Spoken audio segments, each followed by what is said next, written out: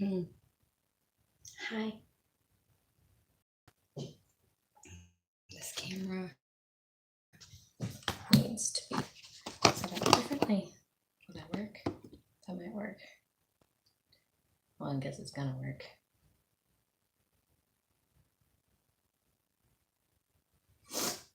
Now we're just waiting for people to come online.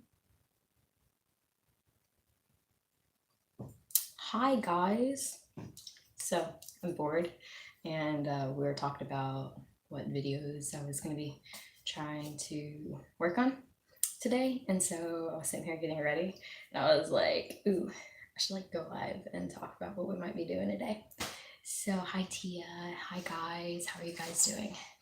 So today we might be going up to the animal shelter. I'm been wanting to go and do some evaluations on dogs. And yes, I'm still with Austin. I'm still with him. It's a beautiful ring, right? That'll tell you enough. So anyway, we might be going up to the animal shelter. We got to see which ones are open around us because Austin is only off on weekends. And since I totaled my car, I don't have a car to go do things. So I have to wait around. Liam is doing great, guys. So it's Austin invites you to play on PS4. I wouldn't doubt it. He does play on PS4. But so anyway, he's got to change his headlights in his car. He's actually taking a shower right now. So Austin has to change the headlights in his car, which is a bitch because he has an affinity, and so it's like I hate watching him change his headlights. And so he's got to do that, and then he's got to put this other thing in because the heat went out. He had to buy like some like little piece to like make the heat work again. So he's gonna do all of that, and we're gonna try to get that taken care of, and then check and see if any of the animal shelters around are open, and see if we can go do some evaluations on some dogs. I already have one dog. For those of you that follow me on Instagram, y'all already know this, that I've already found one dog that I really like. He's a Catahoula mix. And so I don't want to jump on him because I want to make sure that like I'm not just jumping into something. And so gonna go do some more evaluations on other dogs. I'll never understand either, Tia. Thank you, Kelly. I appreciate it. So I've been gone, for so long. I was just like, I used to do this, like go live and talk to you guys, tell you guys what the plan for today was, yada yada. It's like I'm gonna get ready. And I was thinking about, because I don't really have many videos to do right now. For those of you who don't know, in the past year or whatever, I've started selling makeup. It's this company called Because Cosmetics, and I got like all their stuff strewn across the counter right now. But I was thinking about doing a video, like just uploading it for like you girls who are here on my channel that like makeup and stuff. But yeah, so that might be what we're doing today, is going to do some evaluations on some dogs. And I'm hoping, I want to go see that Catahoula mix again and take him out for a spin again because I really like him. The only thing is he's more confident than Max was in the beginning, but he's also he's never been in an environment other than like at a pet house. So like bring him in Home Depot, he did really good, but he wasn't super stressed. For their stress signs, of course, there's always gonna be little stress signs in a dog when you bring him into a new environment. So I want to bring him out some more and see like how he adapts more, which they've already told me that I could take him for like 2 weeks if I wanted and like do a trial run with him and go from there. So I might do that with him, but yeah, today I'm hoping we can find some animal shelter close to us that's open. That way I can go do some evaluations. We were actually just talking about that, and then Austin was like, okay, get out of bed and go get ready, and we'll see. He's like, I gotta do this first, I gotta do this first, but if you can find somewhere that's open, we might go do it. I was just like, okay. I'm like super giddy today. And yeah, so There's an FYI in case you didn't know.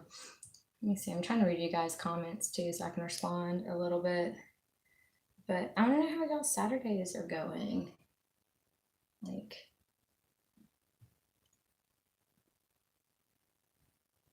my phone was stupid just then. All right. Welcome to live chat. Remember to guard your privacy and abide by our community guidelines. So let's do that, guys. Anyway, yeah, so a service dog, you don't necessarily get one for, it's more like if you have PTSD, if you have things like anxiety attacks that are debilitating, that's what you would call a psychiatric service dog. And so just for depression and just needing that comfort, that's going to be an ESA.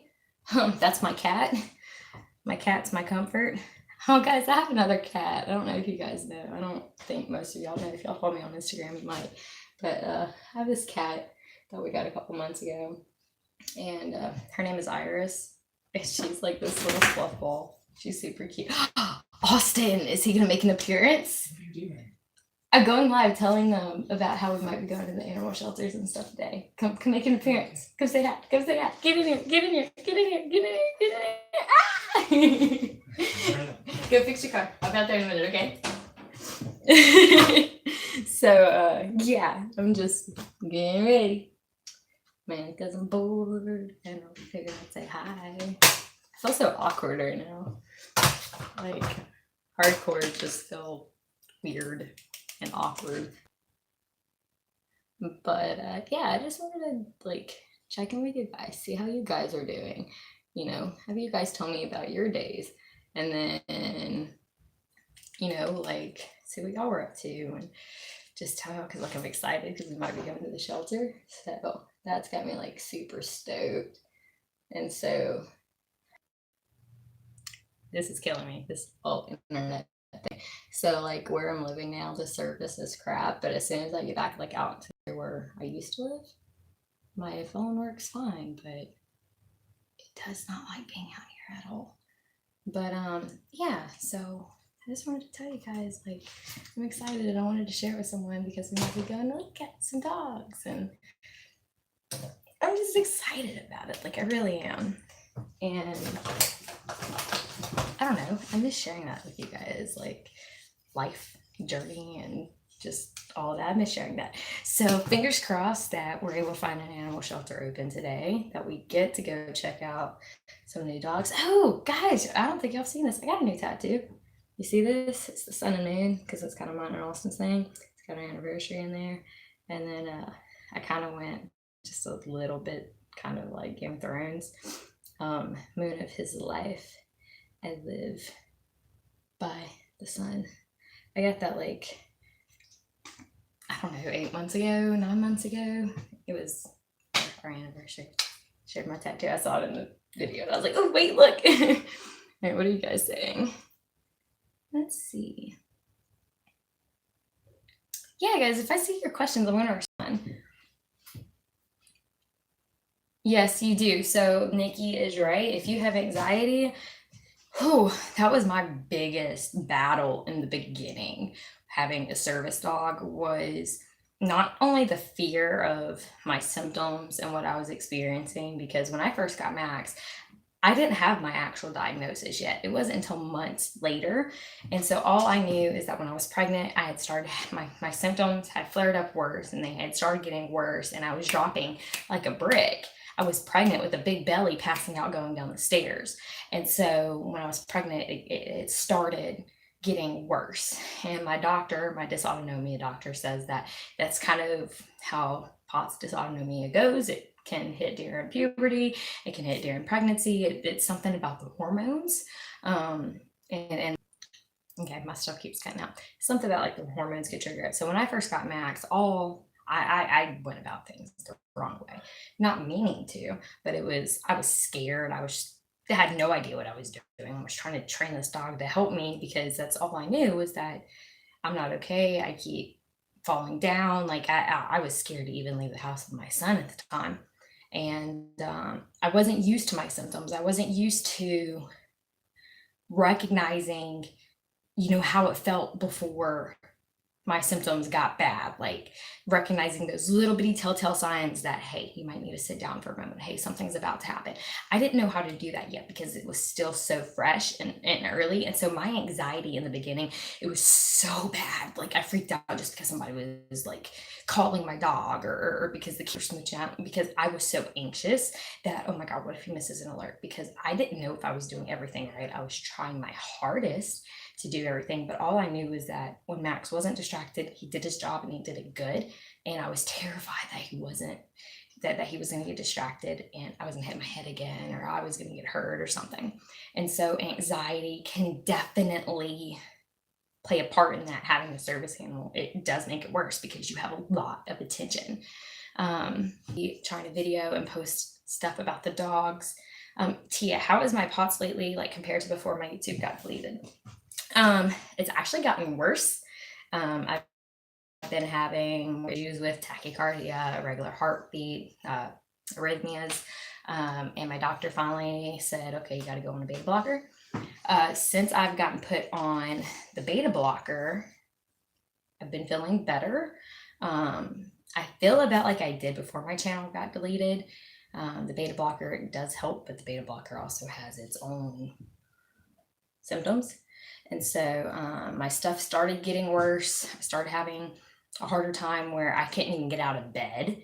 And because as soon as I stood up, my heart rate was over 130. And so at the time I was out of town because Austin was working out of town. So I was out of town. I was about 2.5 hours away. We're up near Jacksonville, Alabama right now. And we were down in Montgomery. And so I'm messaging my doctor like these videos of like my oximeter and my blood pressure cuff, and I'm like, I can't get out of bed. Like my stuff has gotten, like I don't know what to do. I'm scared. Like it hurts because my chest pain started getting worse. Which the beta blocker, she said, should help the chest pain. I haven't noticed it helping the chest pain. Doesn't really help the shortness of breath too much. Not that you can tell I get not even nothing, but it has helped lower my tachycardia to where my heart rate is more at a normal levels. I have to take it with another medication to keep my blood pressure up because I have low blood pressure. When my blood pressure bombs out, I bottom out in it before. And so I have to take it with another medication to keep my blood pressure up. But it got a little worse, but it got a little better. So like, I'm on new meds now, so that's helping. I just hate the fact that I had to be on new meds, but yeah, the dysautonomia, it's a hit or miss day to day. Today, I'm feeling okay so far. Hot flashes really bad. Those never go away though. My hot flashes are a little more than they usually are, but for the most part, I feel like I'm gonna have a good day with all of that today. So yeah, how have you guys been doing? Yes, I am going to be looking at larger dogs. I definitely don't want a smaller dog. Smaller, little bitty teeny dogs I can't do anyway. But definitely larger than Max, which Max was at his heaviest. He was about 51. That was when I was like working him out. He's just fat now. I should say him. He's just lazy. And he's just, I thought about trying to get him back, but he got too attached to my cousin and he wants nothing to do with me. So he wouldn't work for me anymore. So, but he's happy. And so I am looking at larger dogs. The Catahoula mix was a larger dog. That Catahoula, I think it's about 70-ish roughly. I still need to put it on a scale. I was taking their word of mouth, but I still need to put him on a scale, but he's definitely big enough. And so, we'll see. Kelly, that sucks. Yes, we were in Florida a couple months ago, and while we were in Florida, I ended up severely tachycardic and had to go to the ER. And we got there, and I was sitting down in the chair at triage. I'm explaining my symptoms, like my medical issues. And I guess with it being Florida, they were very educated. And so they did really good about coming in and like understanding and like put me on fluids immediately. Okay, see if my phone will stop cutting in and out. But they were super knowledgeable about dysautonomia. But in triage, I was sitting there and, like I could feel it. I was like, I think I'm tachycardic. Like, I'm not feeling good. My heart rate, it's extremely elevated for like a week.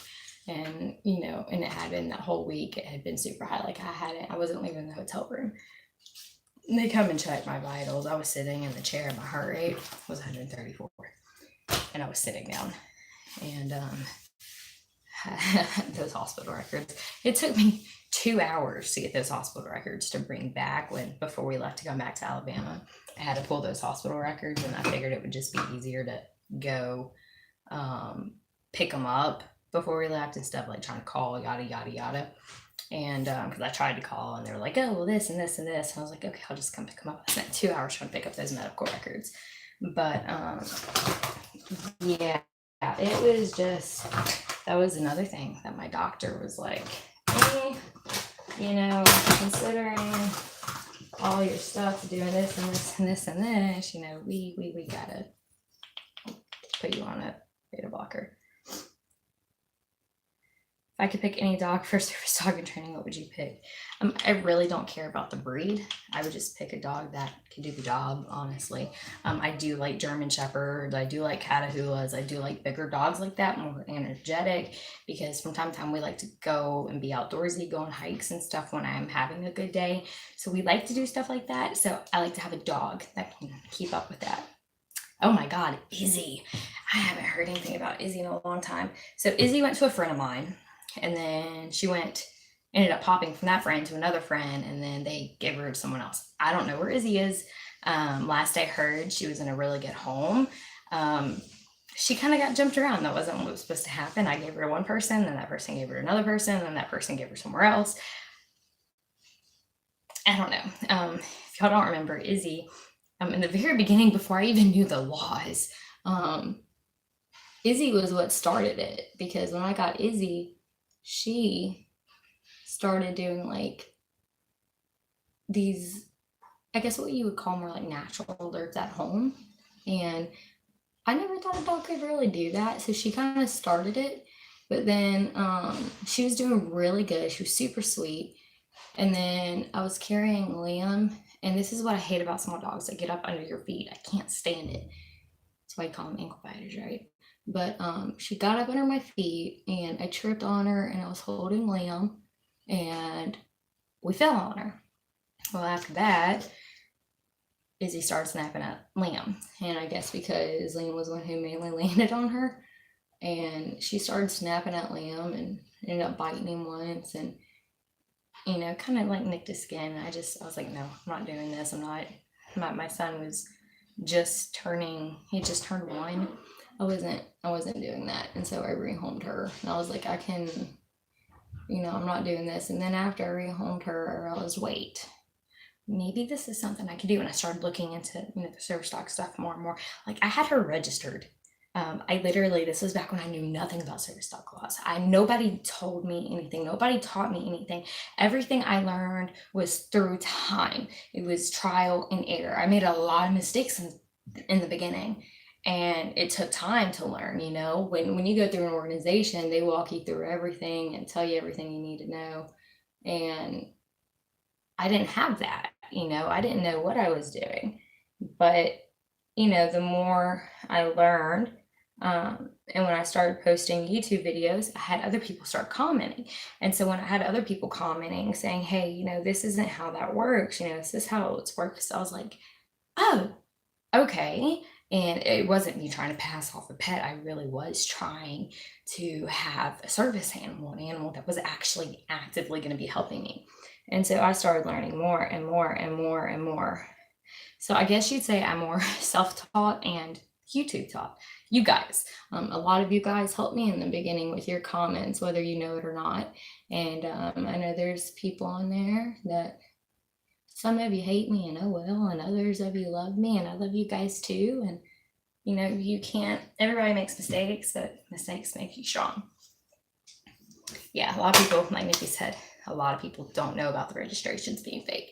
And in the beginning, like I said, I wasn't just trying to pass off just some fake pet. It really was genuine, trying to be okay and figure out how to be okay. Yeah, a lot of people, like, I thought that they had to come from programs. Like Nikki said, I thought that dogs had to come from programs. I didn't know that you could owner train. And I've grown up around dogs. And growing up around dogs, I did a lot of training myself. And so I had basic obedience down. I already knew how to do that. And so it was with the service dog training, it was just trying to figure out, okay, how do I do task training? And that was my biggest question for the longest time, was trying to figure out how task training. And honestly, the way I learned was through YouTube. I watched a lot of videos. I got in touch with Service Dogs of Alabama. They helped me a little bit. Their evaluation form is actually what I use to evaluate Max. Is my phone not going to stay still now? Shoot. All right, we're going to use my pop socket. So their evaluation form is actually what I use to evaluate Max. And it was, I had a lot of help from a lot of different people, a lot of different YouTubers. It wasn't just gun-ho. So, it was with Izzy. It was kind of gun-ho. And then with Max, I was determined, like, I'm going to do this, and I'm going to do it the right way. I'm going to make sure that what I'm doing, there's no harm to the public. There's no harm to me. There's, this dog is going to help me the way it should. And yes, Lydia's life. In the beginning, as handlers, we all make mistakes because we're learning, because we don't know what we're doing. We, especially owner training, you don't know because you're owner training. You don't have somebody holding your hand. Am I doing this right? And there were a lot of days where you're just sitting there and you're like, is that how that's supposed to work? Or this person just said I can't come in here. Can I not come in here? I thought I could. I need to get on my phone, like, Google the laws. Like, it was a lot of questioning. It was a lot of, what's right and what's wrong here? And it takes trial and error. Yes, Allie, of course. I'm glad that helped. And yes, in the community, there is a lot of misinformation. Yes, service dog community rules versus laws and what's best for you. I think the main thing is forget the community rules. Go by the laws, because the laws, they cover everything. Don't have an aggressive dog. Don't let your dog be out of control. Make sure your dog's trained, you're potty trained, and it's task trained. Community rules, kiss my ass, because everybody is different. Everybody's gonna make mistakes. Everybody is gonna, have issues. And so the community here, it sucks. And that's bad. As a disabled community with service dogs, we should be holding each other up. We should be pushing each other through, helping each other. But instead, there's so many where we drag each other down. And it's just like, why? Why sit there and drag each other down? Why would you do that when, realistically, you can help each other? Instead of ragging that, you can't do this, or you can't do that, or you did that wrong. Instead of doing that, you could be helping someone and do something that actually does help. And a lot of people don't do that. Austin's out here working on his car. I see your butt. He doesn't want to be on video. But so it's the service dog community is the worst, and it shouldn't be. And and Tia, I think the thing with your channel, okay, like Tia's saying, sorry, my internet keeps cutting it out. With my channel, a big thing, like Tia was saying, is that people on my channel, nobody kindly educated me. I'm not going to say nobody, because there were, but most of the time it was people hating on me, thinking that I had to know everything automatically. And I look back at it now and I'm like, there is not a single person here in the service dog community that can say they knew everything when they started, that they never made mistakes, that they never faltered, that they never did something wrong, because that's what happens when you're learning. It's a process. It's a lot of information to take in, especially when you're doing it on your own. If you go through a program, you don't know squat before you get into that program. The program teaches you everything. And even then, you have your moments where the program's not going to be holding your hand every single day.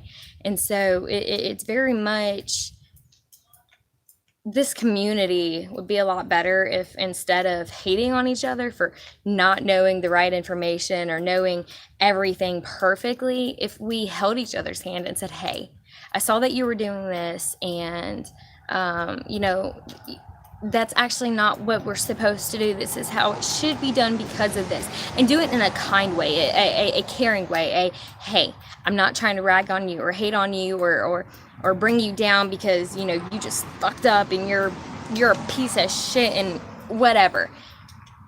I'm trying to actually help you because I see that you're trying, and if I can tell you something that'll help you, you know, that's going to help me. And so, and it wasn't like that, and it hasn't been. And so that's a big thing with the service dog community, is we should be the ones that stick together and help each other out the most, because we don't have anybody else to help us. But the community is the worst about tearing each other down. Well, my dog's better than yours, and oh my god, did you see her dog? It sniffed. Her dog looked the other way. Oh my god, it's in a down state and it lifted its head. That dog cannot, no, that's a bad dog. And it's so much of that, of these little bitty tiny nitpicks. And you know, let's have a camera on you every day. No dog is going to be perfect every single day, because dogs have bad days. They are not machines. As much as we would love them to be machines and be perfect every single day, constantly, they're not. And so they're going to have bad days. And when it comes to being a YouTuber or, you know, posting that on social media, I was always one where I didn't edit it all out, guys. I showed you guys the raw truth. And I wasn't going to edit it out and make it seem like everything was perfect. There were many videos where I had to correct Max multiple times, and you guys saw that. But y'all were coming with my journey of me training him. And that was the key point, is that he was training, he was learning, I was learning, and I was showing you guys that struggle. I wasn't going to make it out to be like, oh, he's perfect, and I'm going to edit all the bad out so they just think he's perfect, because that's not realistic. That is not educational. That's not going to help somebody else who is trying to train their dog, who is having a hard time with something. And if they see my dog that is new and training, and all they see is, oh, well, her dog's perfect, every time she posts a video, he never has a mishap, that's not going to help anybody. When other people can see that, okay, her dog, you know, she's training her dog too, and he's still learning, but he did this, it makes you feel a little better, because you feel like you're not alone. You feel like, okay, this is normal. It is something I can get through. And it makes you want to reach out for help more. And so many people feel like they have to hide when their dog makes a mistake, or hide when their dog does something wrong. But you don't, you know, when something happens, just share it, be open about it. And, you know, yeah, you're gonna get some hate, because sadly that's the world we live in. It's not perfect, but you will have people that will reach out to help you. You just have to learn to ignore the haters, ignore the bad. And that took me a long time to do. And I'm at the point now, I don't care. I just about died. I lost everything, and I don't care anymore. I know what I'm doing in my heart. I know why I'm doing it. I don't have to prove myself to anybody. I've proven enough over the time that I've had on YouTube, whether I've been off for the past year and a half or not. I was posting my prescription medications. I was posting my doctor's appointments, videoing them. I was doing so much, feeling like I had to justify my life and prove everything I was going through to somebody on the other side of a screen that I don't even know, because they just wanted to be a keyboard warrior and type out their little message. And you don't have to do that. You do not have to prove yourself or justify yourself to anybody. That is your choice. And so I was the worst about that, because I felt like I needed to prove and justify everything. I was posting blood pressure readings, my heart rate readings, and you don't have to do that. And I did, because I felt like these people think badly of me, and you know, I've got to show them that I'm not bad like that. That's not what what they think of me is not true. I'm not lying. That this is the truth. And yeah, like Tia says, no dog is perfect and no handler is perfect. Tia also said you posted your literal diagnosis. You never had to, but you did. And she's right. I never had to, but I did, trying to show this little group of people that I'm not what you think I am, because I felt like I'm a people pleaser, and knowing that there were these people that they hated me, and I wasn't doing anything wrong, all because they thought the wrong thing. I wanted so bad to show them that, hey, that's not the truth. Because I would want to please everybody. I'm a people pleaser, and I'm the person where I'll put myself in the biggest rut and be depressed just trying to make somebody else smile or make somebody else happy. And so that's what I did. Yes, Nikki, and that's the worst thing, is there's more and more people like that. Lydia's Life. I'm so glad I didn't have my channel when I was learning. I would have gotten so much hate for using the wrong terms like license and such. Yes. If y'all go back to like my very first videos with Izzy, oh my God, like I had no idea what I was doing. And she had her little ID that I ordered online attached to her. It's not the law. I guess you can't say the IDs are legal, but they're not legally required. So I didn't really mess up with that. I didn't actually do anything wrong. It's just one of those community rules of, hey, let's not use IDs because fakes use them. And so that's where the community rules versus the laws come in. It's not illegal to use an ID. It's just not legally required. And community rules, they're like, don't use that because it's not required. And then other teams are going to get asked. And that's true. You know, it is right. But I've also seen a lot of people say that they keep an ID in their wallet. And that way, whenever they have like really bad issues getting in somewhere, they just pull the ID out and they're like, here, and they flash it if they really can't get in, just to save time. I'm that person where like, I'm going to be like, actually, no, here's the law. And I'm going to argue and I'm going to fight with you, and I'm going to tell you the law and educate, because if I don't, you know, the next team that comes in, they're going to have to deal with it. And so I made a lot of mistakes. So had a phone call. Hey, your daddy's calling me, baby. Well, he called me.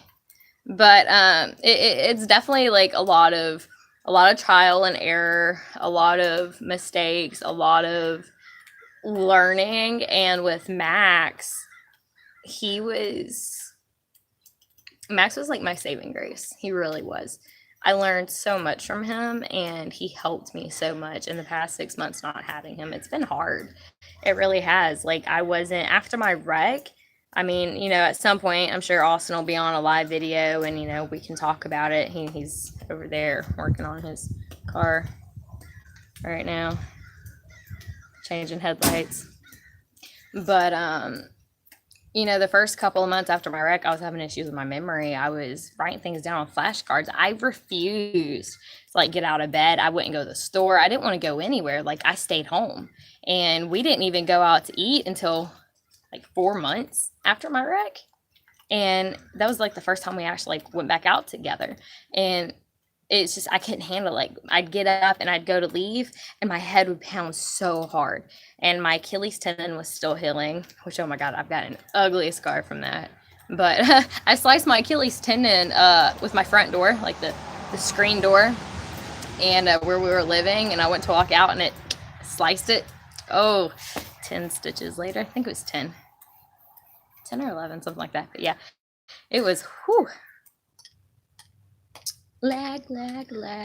But yeah, I was like hopping down the front porch, like on one leg, hopping in my car, blood pouring everywhere. I had to go to the hospital to get stitches. It was bad. Oh, and I couldn't walk on it, which is kind of the reason I ended up in the wreck, because I was driving with my left foot because my right foot was cut and I couldn't use it.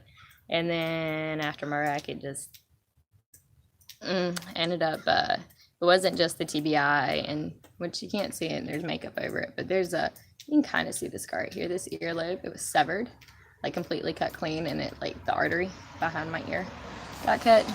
I don't know if y'all can even see because of my makeup, but there's some scarring on my face. It's mostly better.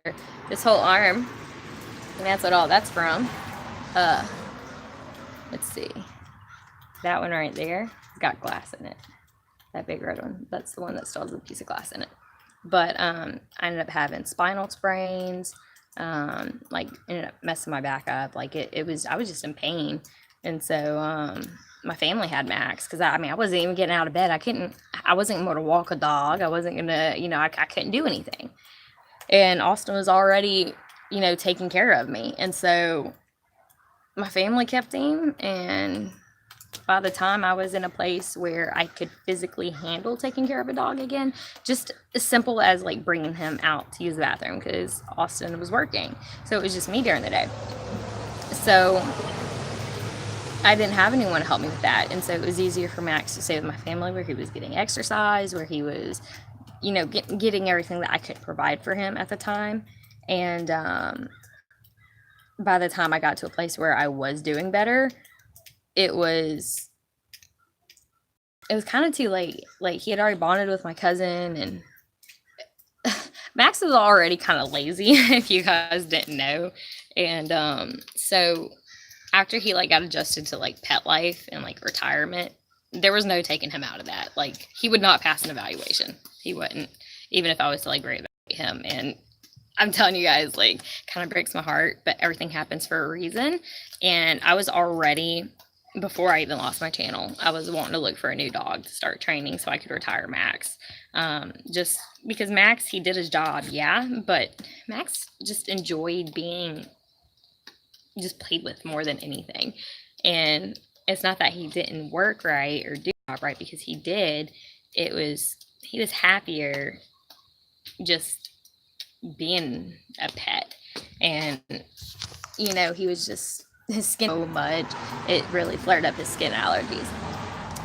Concussion. Do you know how many times I've had a concussion to you? I don't know, I've had so many concussions. Yes, Allie. Max as a dog. Yes. So you have some, like, and he's a terrier mix. So you would think like terriers are high strung, they're full of energy. Max was like the laziest terrier mix I've ever met in my life. And some dog breeds, they need a job and they have to work to be happy. Max was happy and very willing to please, but he didn't have to work. He's happy being a couch potato. But what I'm looking for in a dog now is definitely going to be more of a dog that needs a job, a dog where that job is going to be what they need to do every day to be happy. Because I need a little more willingness. Like Max, he passed his evaluation, he did good, but his focus was always a little rough. And he would just have moments where he just would go, and it's like, Max, focus. Oh. And I could command him and he would listen, but he had his moments. And when I met this, I'll use this for an example. When I met this Catahoula, we were at my friend's house. And he came in and I was like, oh my God, hi puppy. Because they had like 3 other dogs. I was sitting there on the floor loving on all the dogs. And stood up and like, he likes to jump up on you.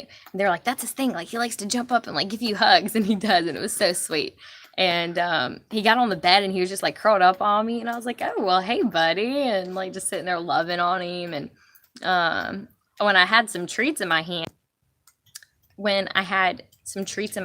and I was just like trying to mess with him and just play around with him. This was before they told me that they were trying to rehome him. And his focus, I was like, oh my God, Austin, look. Because like this dog, his focus, it was just like locked on. And I was just like, wow, this dog has got like some serious focus. And that was where I was like, this dog could be like trained really well. And then, I was just playing around with him and, he was really pretty and he was sweet and he was like all up my butt. And I was just like, oh, I like you too, dude. And they were like, yeah, it's my brother's dog. I hate this internet. So what happened is like their brother had it since he was a puppy, and his brother got put in jail. And so they already have like 3 other dogs. And so, of course they took the dog in, but they're like, we're just trying to find him a good home. And I started telling them like, I'm kind of interested. And I was like, I've been playing around with him. And I was like, I'd love to like actually take him out. And he's never been out like anywhere or anything. Y'all can find like clips of this stuff like on my Instagram. But I want to take him out some more. But they said like they would let me a trial run with him where like I could keep him for a couple weeks and like try to train him and work with him. And like if it just didn't work, like I could bring him back. And so I'm really considering that, because I think with a little work, he'd be good. He just needs a little confidence training. Like he's been a pet dog, he's never been into a store or anything. So like he's not like shaking and like hard panting. Like, is there some stress signs? Yeah, it's kind of a new environment. He did really good. I'm yanking on his tail and his ears and he's just like, okay, turns around. He's just like, hi, jumping up on me, which you guys don't know, but he was doing that at the house. That was just, this dog likes to give hugs. And so in the video, it looks like, oh, it's a stress thing, it's a fear thing. this is literally just how this dog is. He jumps on everybody and he's just like, hi, I want love. And that's all he did as I'm pulling on his tail and stuff. He's just like, hi. With Max, when you'd pull Max's tail, Max wouldn't just like stand there. He would just kind of like turn and like want to like pull his butt. So like he'd go from being straight to like you pull his tail and he'd turn and like try to pull away and just like, hey, like Max didn't really like his tail being pulled. This dog really just didn't care. And so I did a lot in that video that you guys didn't see too. But I based this dog off of how he was at home versus like how he was going out for the first time. But I'm definitely going to bring him out a couple more times before I make my final decision. But I'm hoping Austin's still working on his car. So I'm really hoping like we can go to the animal shelter to do some evaluations. I don't know if we can find any that are open that we'll be able to make it to. But if we do get to do that, I'm going to take some videos and some pictures and put that together for you guys. But yeah, I just kind of wanted to say hi, update you guys, tell you guys what I might be doing today, and then y'all start asking questions. And yes, Allie.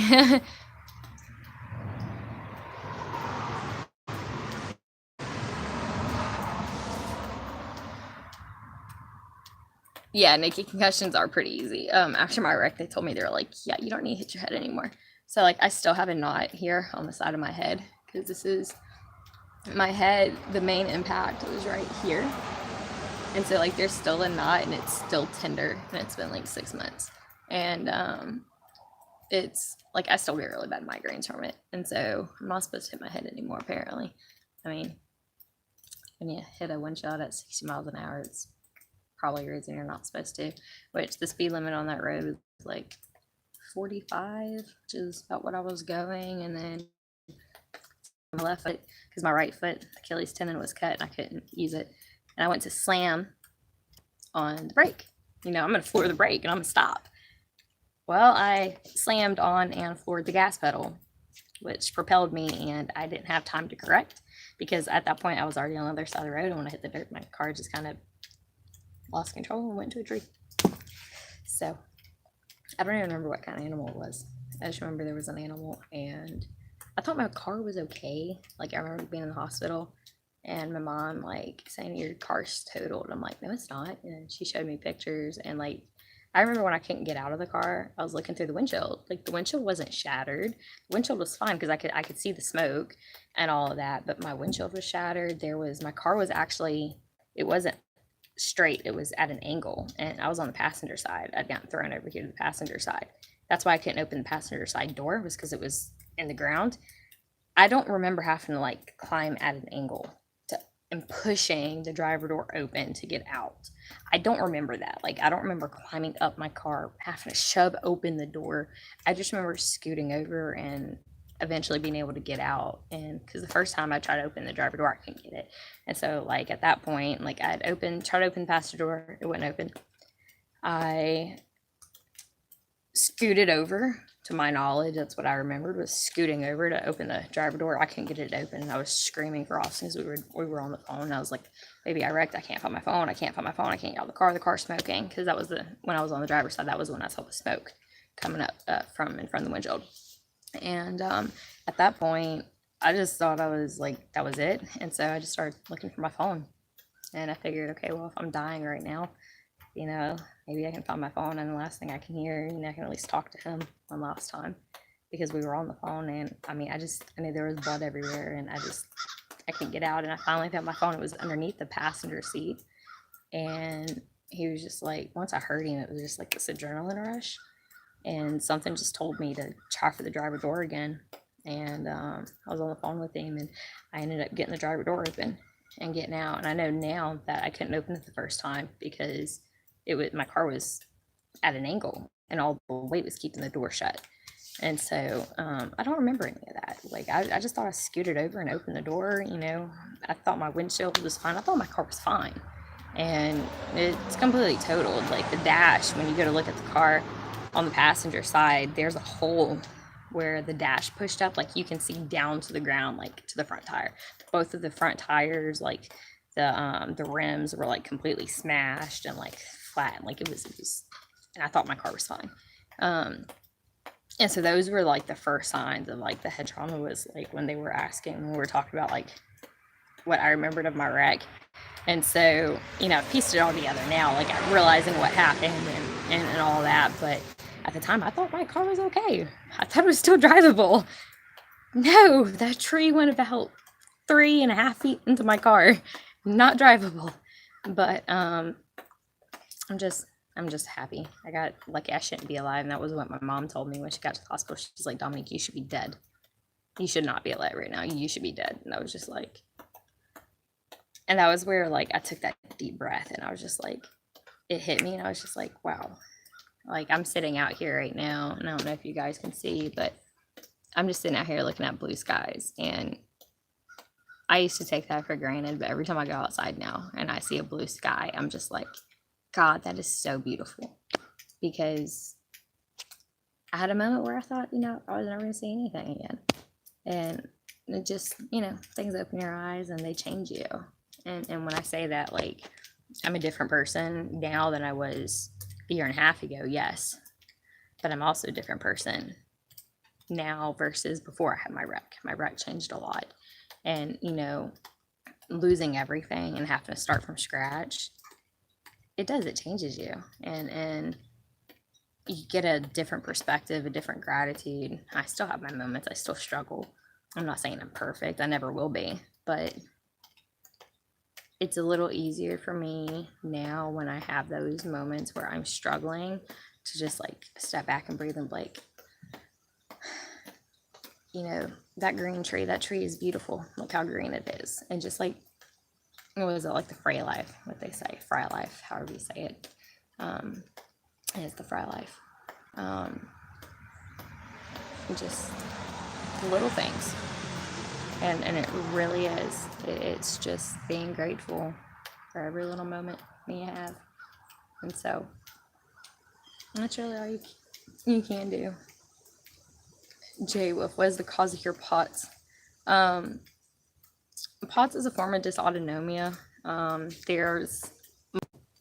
So POTS is a form of dysautonomia. Dysautonomia is autonomic nervous system dysfunction. Has a lot to do with signals in your brain not sending the signals to your body for certain body functions to work right. And so POTS can be caused by a couple of different things. We believe mine was triggered by hormones. So you can have it and then like puberty will make it worse or pregnancy will make it worse. And so that's what we believe happened with mine, where I had it when I was younger. It just wasn't severe. And then I hit puberty and that was when I started passing out the first time. And I was like 14 the first time I passed out, something like that. And when I got pregnant, it just made it worse. And that's where I started like dropping like rocks all the time. And I had a big pregnant belly and I was falling down the stairs. And so it can be caused by different things. Just different life factors can make it worse. Severe stress. If you're under a lot of stress, that can cause your flare-ups to be worse. If you're not hydrated well, that can make it worse. I've got IVF infusions that I'm supposed to get. I'm supposed to be getting a liter of saline twice a week and a 1/3 liter available if needed.